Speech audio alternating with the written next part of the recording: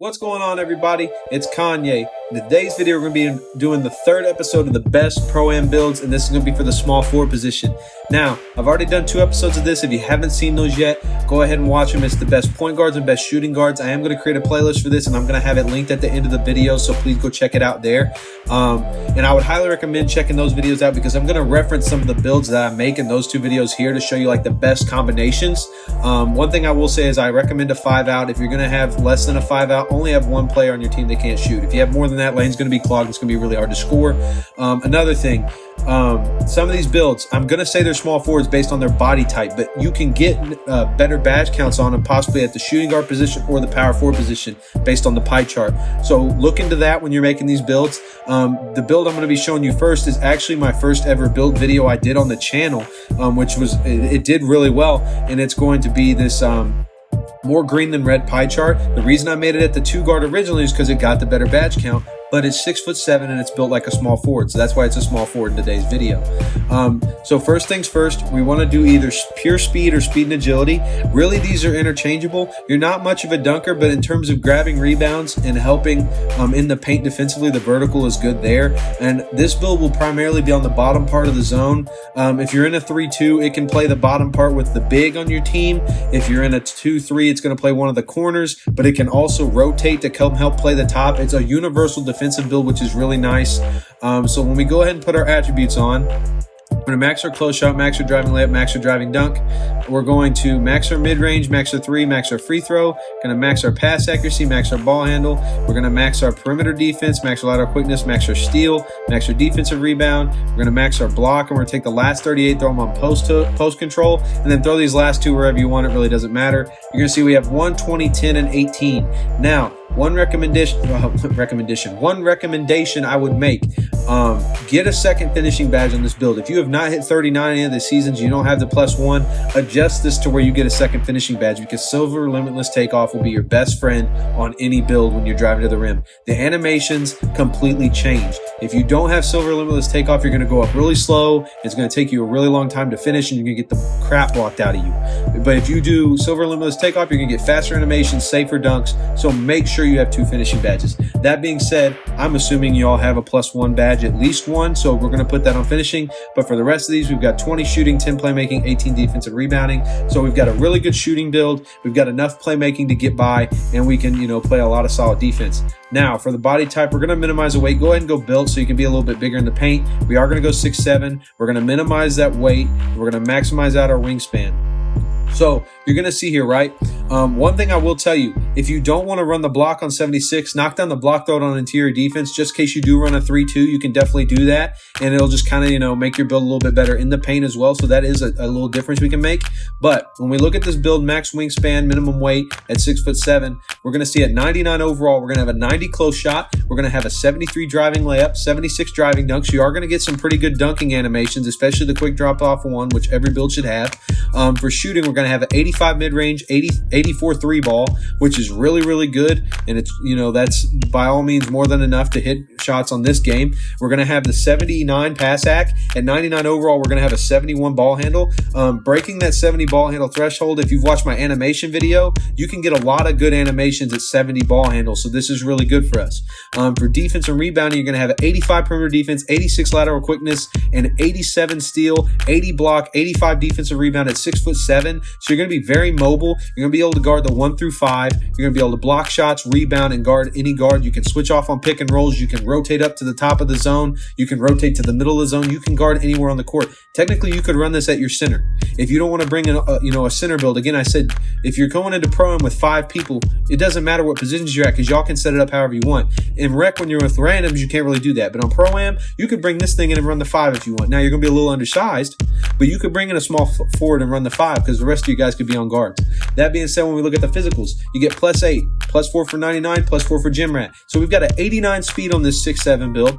We're going to have an 87 acceleration. We're going to have an 88 vertical. Insane stats. If you want pure speed, you're going to have a speed in the 90s on a 6'7" build. That's insane, especially for a defensive build in the zone. So this build is so diverse and multi-dimensional defensively. It's a great build. It's a must-have on your Pro-Am team. Again, it can shoot. We can finish a little bit. We can handle the ball surprisingly a little bit, and we can play lockdown defense. So this is a build I would highly recommend to have on the court at any position on your Pro-Am team. As far as the takeovers, again, we can do lock take, we can do sharp take. You can even get playmaking take on this build, as crazy as that sounds.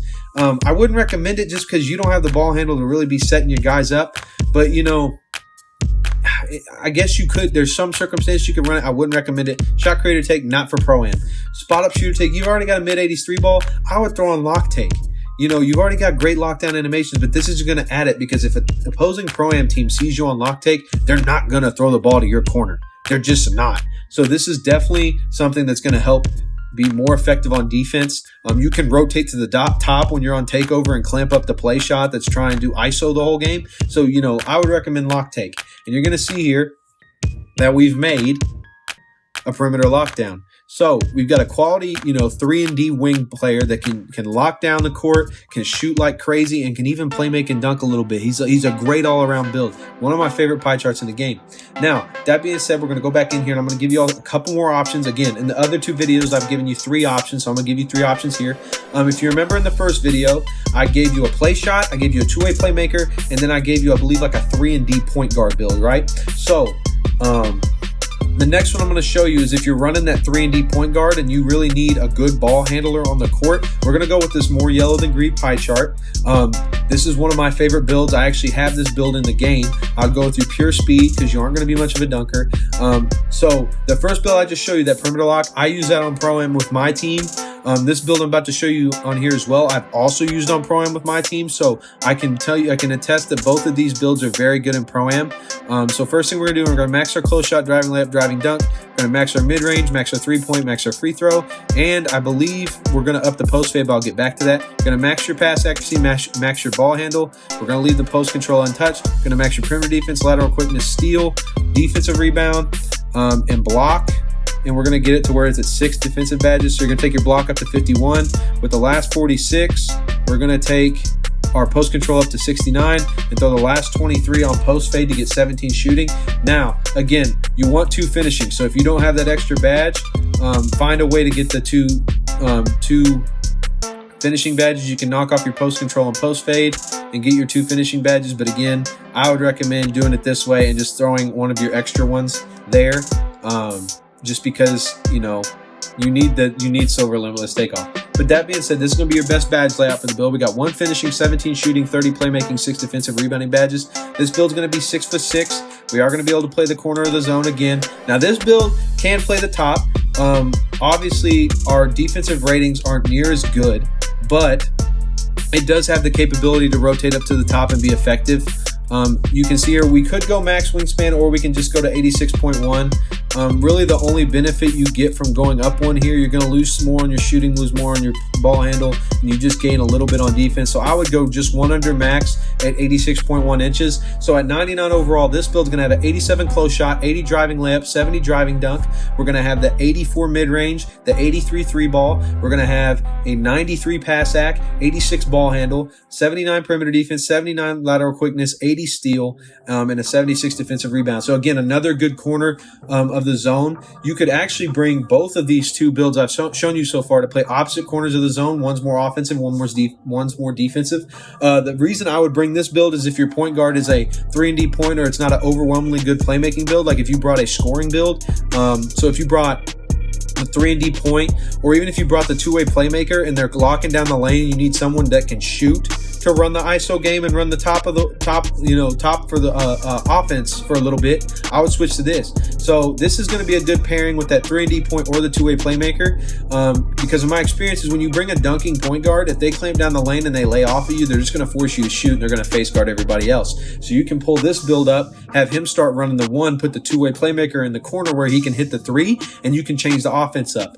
So that's the nice perk of this build, is it's a secondary ball handler. It's a good point guard, backup point guard type deal. You can also run the backup point guard at the 2, but you know, if you want to have 2 defenders on the top, this is a guy that you can hide in the corner since he's a little bit weaker defensively, but he can run the 1 if your main point guard is in trouble, or if you just need a different ball handler. You're going to see here we have +8 on our physicals. We're going to have a 95 speed, we're going to have a 93 acceleration, and we're going to have a 72 vertical, which is good enough. we're not primarily a dunker, but we're going to be so fast and so tall that finishing at the rim is not going to be that hard on smaller people. And plus, we've got, elite speed. So that's going to help us defensively. For our takeover, again, none of these really apply. We've got good enough shooting. We don't need spot up. You can use it, but I'd recommend playmaking take since this is going to be a secondary ball handler type build, and this is when you would use it. I'd go with playmaking take, and you're going to see here that we've made a point forward. I've only streamed once. Again, I've said this before. I'm trying to stream more. It's just really hard right now with work and school. But this was, if y'all were able to watch that stream, I don't think it's up on my channel anymore, but I ran on this point forward build. You can get 30 plus assists on this thing. You can handle the ball extremely well. And I actually made a video on this really early on in the channel. It was like the second or third video I've ever made. So go check it out there. Again, this build is going to be paired really nicely with the two-way playmaker or the 3-and-D point. You can put it with your play shot, but it's just a taller play shot is essentially all it is. And I don't know if you want two of those on your court at the same time, so I wouldn't recommend doing it then. But yeah, so let's go ahead and get into the last small forward build. So we've seen a good 3-and-D small forward build. We've seen a good secondary ball handler small forward build. So the last one I would recommend is going to be more of a finisher. You could do technically this blue-green build, and this is probably the one I'm going to go with. You could also do this blue-yellow build. Either one of these are kind of interchangeable, but since I've already given you the blue-green build in a different video, we're going to go with the blue-yellow here. And the reason I'm going to go with the blue-yellow here at the small forward is because the badge count's kind of broken. We're going to go with the speed and vertical.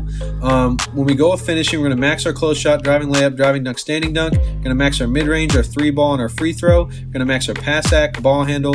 We're going to up the post control all the way. Then we're going to max our perimeter defense, lateral quickness, steal, defensive rebound. And what we'll do is we want more defensive badges than that. So we're going to knock down the post control, and we're going to max out the defensive rebound, or up it to 68 to get 5 defensive badges. Again, you can alter this around a little bit. You could take even more off here if the playmaking badges aren't that important to you, just to get the extra badges.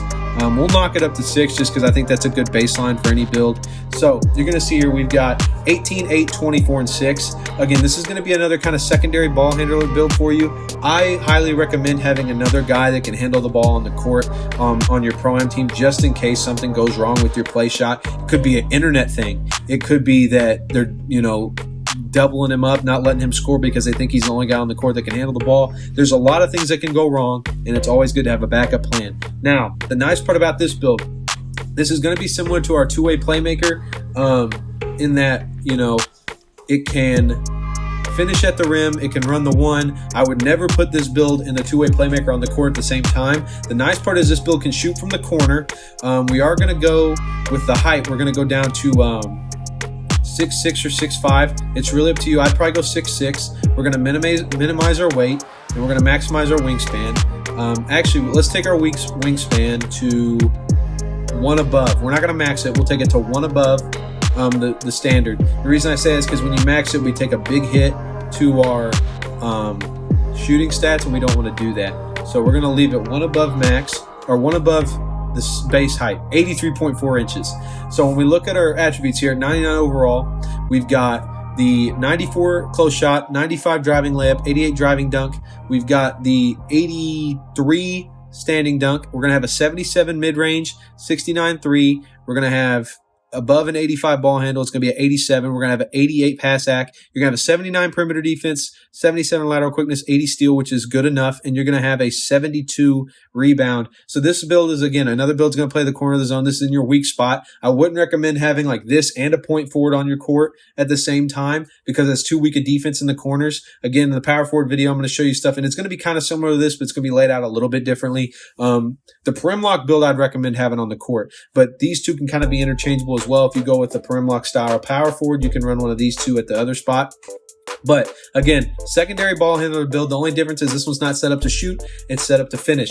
So let's say, you know how I said we'd run the point forward if you're running with a two-way playmaker, just in case they're forcing the playmaker to shoot, the two-way playmaker to shoot. So then you bring in the point forward that can shoot and it switches up to offense. This is the exact opposite. So if you've got a play shot and they're clamping him up, but he can't rim run because he's not strong enough finisher, you bring this guy up to the top. Okay, bring this guy up to the top, have him rim run a little bit, try to get him some finishing, and then you can switch it back. But he can also sit corner on offense and take the kick the kick out, and he can shoot the three. You can hit a three with a 69 three ball really consistently. If you got the right jump shot and the right badges on, which we get 8 shooting badges, you can absolutely hit the jump shot consistently. Not to mention, we look at our physicals here. +8 on all these, 95 speed, 94 acceleration, 95 vertical. This is the most athletic build that you can put on the court at the three pretty much. We're 6'6", handle the ball like crazy, get all the animations, decent defense. We got a decent defensive badge count. We get 8 shooting badges, and we have, a plethora of finishing moves. So again, this is our two-way playmaker, but at the three. A little less defense, a little better finishing, and this is what you would bring to the game. If your play shots start struggling and you need to get a rim run a little bit to kind of mix up the defense, you call this guy up, but he can also hit the three from the corner. Out of the 3 of these builds, real quick, again, I do playmaking take because it's going to operate as a secondary ball handler, and you're going to see we've made a facilitating finisher. Wow, never mind. It's called a slashing playmaker. My apologies. It's called a slashing playmaker. If you go up to 6'7", it's called a facilitating finisher. So we had the perimeter lockdown, the point forward, and we've got the slashing playmaker. So perimeter lockdown can work with literally any of the builds that I've shown you so far at the point or the 2. The point forward I would put with your 3-and-D point or your two-way playmaker, just because it gives you another ball handling option. One, because the 3-and-D point can't handle the ball all that crazy, and the two-way playmaker may get shut down and be forced to shoot, and you need to bring someone else up. The slashing playmaker, again, can be good with the 3-and-D point, and it can be good with the play shot. Don't pair it with a two-way playmaker, but if the play shot's struggling and they're forcing him to rim run and he can't finish, pull this slashing playmaker up, let him run the offense a little bit. You can hit some middies on it off the dribble, you can dunk at the rim, and then you can kind of, switch the offense back up from there. Again, one thing I would recommend, and I've said it multiple times this video, always have 2 guys that can handle the ball on the court, just in case, things go bad with one of them. You have a secondary option. Again, like I said, it could be internet, it could be just how they're playing defense. They put this just absolutely crazy lockdown guy on your other guard, then you can bring this guy up. He can't guard 2 people, right? So, it's good to have safety plans, but again, you also want to make sure you have enough defense on the court. So that being said, if you're running the point forward or the slash play on your team instead of the perimeter lock, make sure that you have at least 3 locks on the court at all time. And that you could technically include your center in that. I could say 2. You can get away with 2 locks, but you want at least 1 lock in the corner and 1 lock up at the top. Your play shot is going to run the top a lot of times with the other lock in the 2-3 zone, but you also want 1 lock in the corner, and you want to kind of put them opposites of each other. So you have 1 lock at the top of the zone on the left and 1 lock at the bottom of the zone on the right, or vice versa, just because you need that little bit of extra defense on each side of the zone. You don't want to leave one side of the zone weak. You can also run both locks on top and leave the corners weak because they don't have as tough of a responsibility. But if you get put in a situation where your bottom guy in the zone is splitting the left side with 2 people, you'd rather him be pretty good at defense, right? So there's just multiple things. And again, after I get through all the builds, I'm going to give you a tips and tricks video where I'll lay out a court and kind of show you rotations and things for defense. If y'all want to see that, that's just something I want to bring to y'all. But I've rambled enough. If you're still here, again, I hope y'all enjoyed the video. Please tell me which one of these builds you like the best. And please don't hesitate to like and subscribe. I can't tell you how much I appreciate all y'all. But until next time, y'all have a good one, and I'll see you on the courts.